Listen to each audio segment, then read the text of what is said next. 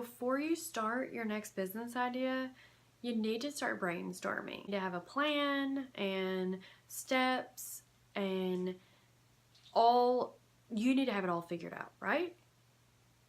Wrong. Before you start, all you need to do is start brainstorming and get organized. The way that I get organized, I use things like Google Drive because it allows me to share files and I'm able to access them from the cloud just about anywhere I could ever need them. And most people, I've never really had issues with using my Google Drive. So it's a free resource until you hit a certain maximum, and then you'll have to start paying, but it's really cheap. So I use my Google Drive. I also have an application called Evernote. If any of you have ever heard of it, I love Evernote and I use it all the time. So I call it my brain, but it's something to check out. And the other thing about these is they have apps as well. So they have the desktop applications, but they also have apps for your phone. I would encourage getting the apps on your tablets, your phone as well, because you can use these from different browsers when you're signing in and your content transfers across, and it's just easier to access if you're on your phone and you need a file. You can just download it really quick or give somebody access to it versus having to go and sign in and do all that. So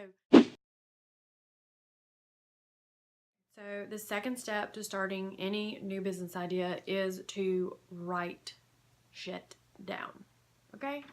I know some of you think, oh, I'm going to put it in my phone or I'm going to stick it in this, I don't know where you put stuff, but you need to write it down. You need it out of your head and on paper. Why do you think when you were in school they kept making you write stuff over and over and over to learn things?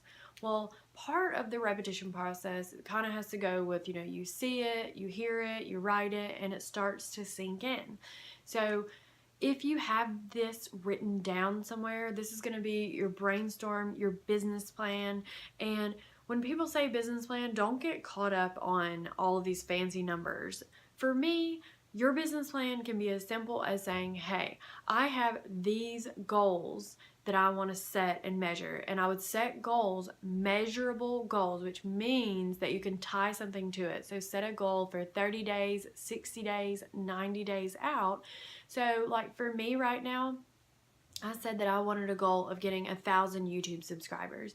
Even though that's not like an amazing goal to have, for me to be on YouTube, that's a goal that I want because it unlocks things for the next level of what I need in my sales funnel and my marketing process. So yes, I want you to subscribe. If you haven't already, please subscribe down below, and I'm going to be putting links to all of this in the description as well. But if you subscribe, then it helps me, one, get paid and give you more content. I do not rely on money from YouTube, FYI, so that is not how I get paid. But it does help support my channel and my content and help me move through the process, which I'm going to teach you about later. The whole process means getting started and having measurable goals. So on YouTube, I have measurable goals, and I say, at the end of every month, I check and see. I actually do this more often than not, but say at the end of 30 days, or like YouTube is 100 days, so they go off days, weeks, and then months, and then 100 days. So I have goals set up for each of those of what I want to reach. So my first goal right now is hitting 1,000 subscribers because of what I'm trying to do. So not to say that that should be your goal. It can be any goal. It's just you need to have goals that are measurable so you can say, hey, I reached that. Otherwise, what are you striving for? What's your business doing? Do you want to have X number of sales? Do you want to have X number of email signups? Whatever it is, you need a written goal and plan so that you can look back at it and say, yeah, we got 100 subscribers, 5 subscribers, 1,000 viewers, whatever it is, it needs to be written down where you can refer to it and put it in a place. Like I said, getting organized. I put mine in my Google Docs, but having those measurable goals is going to allow you to see the bigger picture, like way off into the future, and be able to see like what you're reaching for.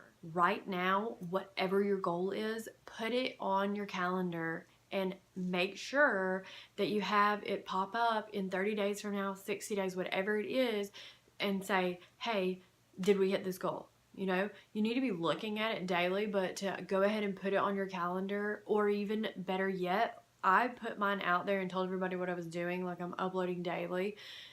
Not that I'm making it every day, I'm trying. The whole point is to make myself accountable. So if you can put yourself out there and make yourself accountable, that's another way to do it. You don't have to tell everybody your goals. It can be something behind the scenes, because, you know, not everybody talks about those numbers in front of everybody. It's just to give you some ideas of what you can reach. The whole point is that you put it on the calendar now so that it reminds you later and it doesn't get you off course. You know that there's a goal in mind. So in a month from now, if you're not where you're trying to be and you say, oh, well, I didn't even reach this goal, well, then you can say, okay, well, why didn't I reach it? What did not allow me to reach what I was trying to get to?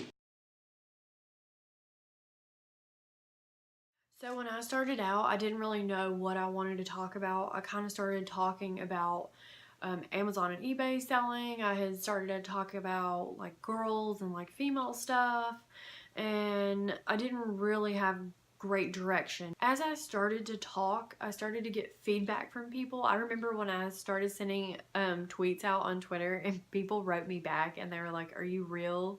Is this a bot? And at the time, I had no idea what I was doing, but now it happens to me all the time, so I know that it sounds like really spammy and it was a horrible thing that I did, but now I know not to do it. All a growing process. So this would be my tip. Pick 3 keywords, because you want your content to be surrounded around this all of the time. So say you're talking about business, life, and travel, then you make sure that every video you put out or every piece of content you put out is some way going back to what you are talking about, what you sell, what you do, what is your thing. Are you a travel vlogger and that's what you talk about? So you're wanting to get people back onto your website and drive your content in that direction. So maybe you talk about travel sometimes, but maybe you share kind of behind the scenes stuff about travel. Maybe you share other things about your travel, like where you're traveling to, how you get your good deals. There's a number of things that you can share. So you want your content to be formulated around a topic. So if you're talking about selling on Amazon and eBay, you can't also be talking about like female and their relationship problems or their body problems or whatever it is. They're 2 different ends of the spectrum, and the people that are looking about your Amazon and eBay sales aren't really caring about your female problems. So you have to pick like 3 keywords that you're going to center them around. For me, mine are kind of like work, life, travel, and I play off that vibe of you can have your cake and eat it too. You can have the life you want if you're willing to put in the work for it. And I give people tips, tools, tricks, and share with them behind the scenes of like my life, my businesses. So it all has a bigger funnel. It's just kind of to give you an idea that if you put a piece of content out there, ask yourself, okay, does this fall into one of these 3 keywords or categories? You know, when you put a blog post up on your website, I ask you what category you want it to be in. So think about it. Do you have where you're just doing like YouTube tips and tricks one day, and then another day you're giving business advice or graphic design advice? So these are different categories, and those are things that you can think about when you're putting content out there. Make sure that it all relates back to the bigger picture, which is whatever you're selling, your product, your service, your brand, or whatever you're going to be selling. You want your content to be related back to who you are and what you represent, not just random stuff off fly by night, because people aren't going to know what you're talking about, what you're doing, and they're definitely not going to come back and buy from you. Trust me. So how do I do it? Okay, everybody has their own method, but these are what I've used and what works for me and how I kind of like to do things. So I create these like weird bubble charts. I don't know if you can see this or not. It's like the stuff you used to make in school. So I create these bubble charts, and they're just a brainstorm for me. I just kind of like scribble a bunch of stuff down, and I mean, I literally will just scribble everything and get it out of my head, and then I start planning and pulling apart all the stuff that I wrote down. So I use bubble charts. I also plan my content in a bullet journal. So let me show you.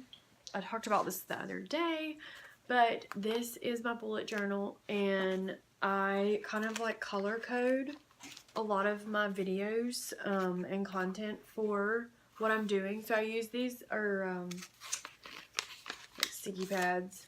So I put these in here. I have my own method for how I store these and do this, but even for like this video, I mean, I literally wrote all this stuff down, and this has bullets in it. So I'll do an updated video about how I actually plan, but I just wanted to give you some ideas. So I'll put a link to this journal and what I use down below so you can pick that up if that's something that you're interested in. I got the idea from someone else, and it really helped me kind of broaden my horizon about planning my content. I have the bullet journal, I have the bubble charts, and also something else that seems kind of simple, but I use a website called Calendar Labs. So I'll put a link to that below as well. Links to all of this and tons of goodies below, so make sure and check that out at the end of this video. I've purchased these things kind of along the way: bubble charts, bullet journal, and Calendar Labs. I use Calendar Labs to print out calendars and formulate kind of my plans. So sometimes I like to have a monthly calendar. I also have yearly or quarterly calendars, and I also share these with my team. So I use the calendars for social media. I use these for just planning my content. I will put a link to those below. You can customize them, create whatever you want, but they're essentially blank calendars, and you can formulate them for your business and your needs. So I kind of call this pulling the brand together. But before you can start the next step in the process, after you've done your brainstorming, you have all these ideas, now you're saying, okay, either you know what your business is going to be named and the colors and the fonts and everything that you're going to use in it, or maybe you need to pick those up. But I'm telling you, you need to have what is called a branding kit. This was something that was introduced to me actually by an intern of mine, and you can buy these. You can buy templates, let me say that. But essentially a branding kit. You have your fonts, your colors, logos, slogan, all of this in one place so that people can use this to help you make content. Maybe it's a designer that you're sending it off to. Either way, you have to have these things to set up your website, your email, and go into the next part of the process. So I have put together a branding kit for you that you can download below, putting links to that, and it will help you go through this next part of the process. So you'll have your colors, your fonts, and everything that you need, and I'll show you where to go to get those things and get them set up. I'm Brandi of blogginbrandi.com, where you can find tons of free resources to help you brand your business. Thanks for watching. I'll see you in the next video. So